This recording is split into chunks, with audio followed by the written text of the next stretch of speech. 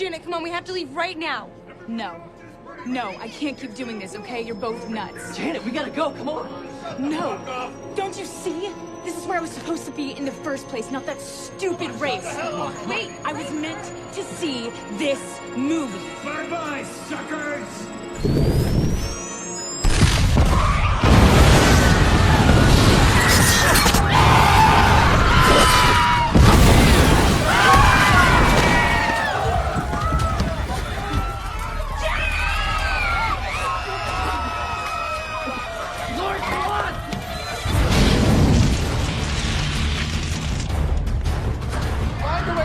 Move to the exit, remain calm, everything's gonna be okay.